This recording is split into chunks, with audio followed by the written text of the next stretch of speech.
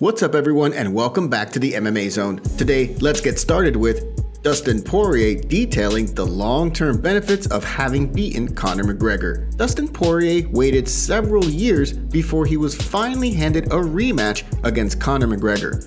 The two originally met at featherweight all the way back in September 2014. Conor won that fight in the first round via TKO. That loss prompted Poirier to return to the 155-pound division, where he slowly worked his way up to title shot contention and was eventually rewarded for his hard work with 3 separate chances to fight for the title, including a chance to fight for the interim title, which he won. But in 2021, Poirier saw McGregor again in the cage, this time at lightweight.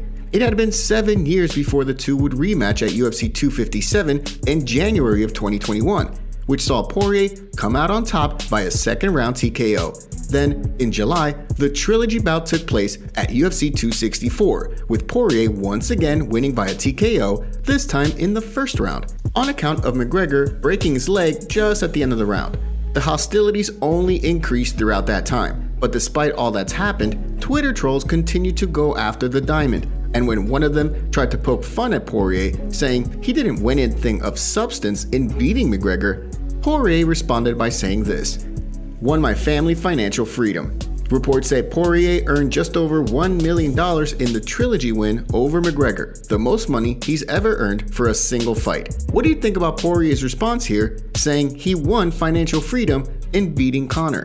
Ali Abdelaziz opens his mouth to defend Cody Garbrandt from TJ Dillashaw. Recently, former UFC bantamweight champion TJ Dillashaw took aim at Cody No Love, saying that his former teammate and training partner was being stupid whenever he fought. In a recent episode of The Shop Show, Dillashaw stated that whenever Garbrandt would fight in the cage, he wouldn't utilize any of his high-level wrestling in the fight, in lieu of trying to stand and bang with opponents. Dillashaw alluded to the fact that Cody has been knocked out several times over the last few years, as proof that this tactic has caught up with him, and that ignoring his wrestling was the wrong way to go. Now, Ali Abdelaziz, the well-known manager of several UFC stars, is taking aim at Dillashaw, and mentions TJ's recent past in which he tested positive for EPO use and spent 2 years on the sidelines via USADA suspension. This is what Ali stated: "TJ Dillashaw, you fought Cody, and when people fight, they show each other respect. You said he is not smart, but you think you are smart because you're a steroid machine?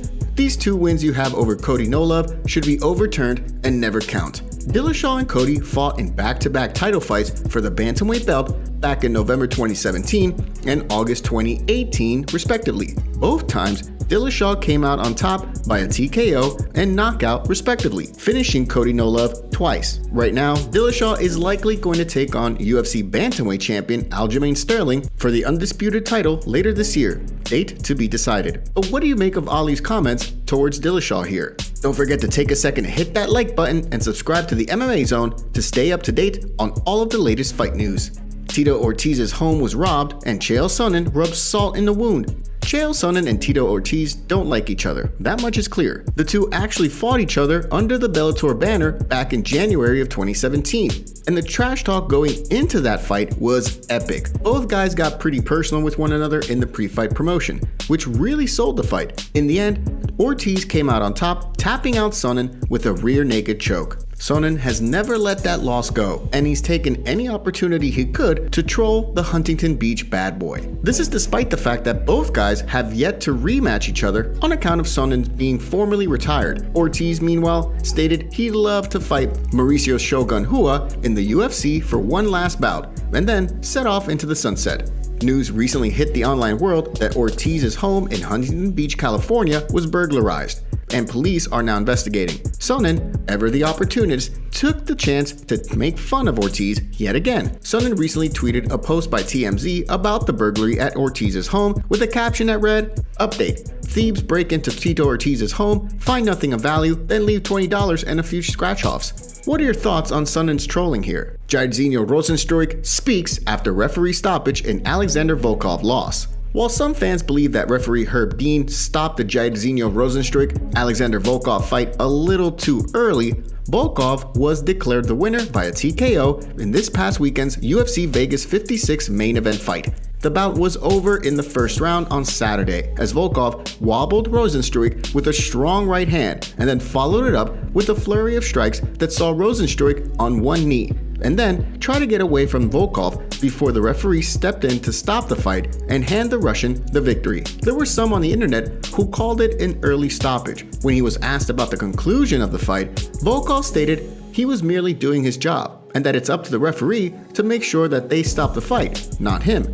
Now, Rozenstruik is issuing a statement on Twitter, talking about the conclusion of that fight and his thoughts on the whole situation. This is what the Suriname native said on social media. "Hi everyone, I'm kinda confused on how the fight went and I'm disappointed that it was stopped. It definitely was a troubling situation, but I was far from giving up the fight.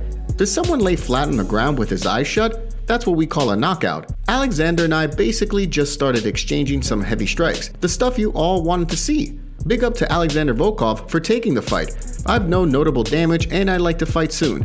Rozenstruik isn't being dramatic here, he's just very matter of fact, while also expressing his wish to continue to compete soon. This is a possibility, as he did not take enough damage that would see him in an injury suspension for a significant amount of time, perhaps thanks to the stoppage. Either way, the 34-year-old Rozenstruik will surely be pushed further down in the heavyweight rankings, as he now has a 2-fight losing streak and he's dropped 4 of his last 6 fights after having gone undefeated in his first 10 fights of his career. What do you think is next for Jairzinho Rozenstruik? Do you think he could still make a run for the title at some point?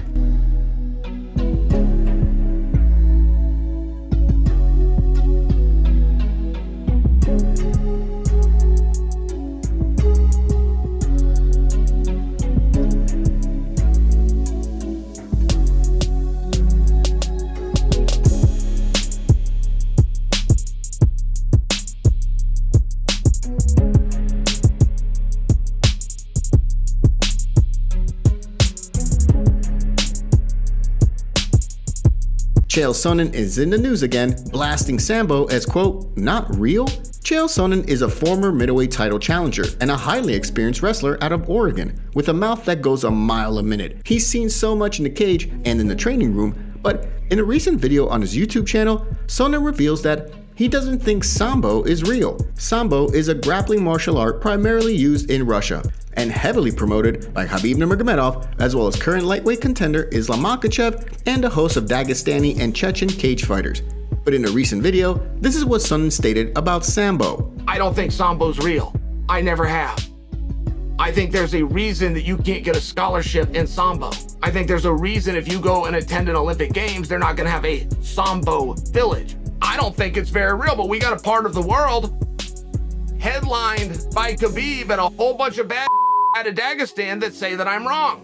Sonnen goes on to briefly compare jiu-jitsu and sambo and how Charles Oliveira versus Islam Makhachev would be a good showcase of the two sports.